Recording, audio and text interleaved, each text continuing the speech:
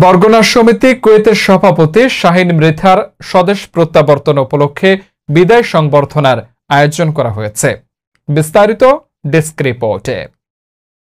বরগুনা জেলা সমিতি কুয়েতের সভাপতি মোহাম্মদ শাহিন মৃধা ও সহসভাপতি জাকির হোসেন এর অবকাশকালীন ছুটিতে স্বদেশ প্রত্যাবর্তন উপলক্ষে বিদায় সংবর্ধনা আয়োজন করা হয়। মোহাম্মদ বাবুল মিয়ার সভাপতিত্বে ও মোহাম্মদ আবু সালেহর সঞ্চালনায় প্রধান অতিথি হিসেবে উপস্থিত ছিলেন বাংলাদেশ কমিটির সভাপতি জনাব মুরাদ হক চৌধুরী। প্রধান বক্তা বরগুনা জেলা সমিতির প্রধান উপদেষ্টা মোহাম্মদ আল মামুন।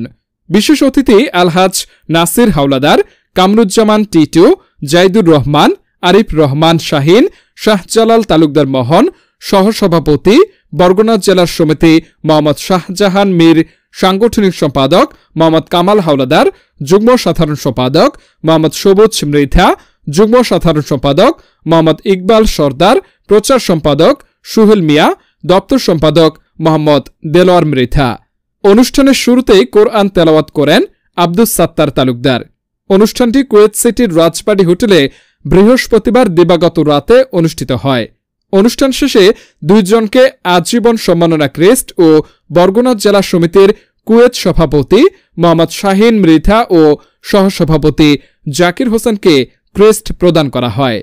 এখানে আরও উপস্থিত ছিলেন বিভিন্ন অঙ্গ সংগঠনের নেতৃবৃন্দ, সামাজিক নেতৃবৃন্দ, রাজনৈতিক নেতৃবৃন্দ, সাংবাদিকবৃন্দ, ইলেকট্রনিক মিডিয়া।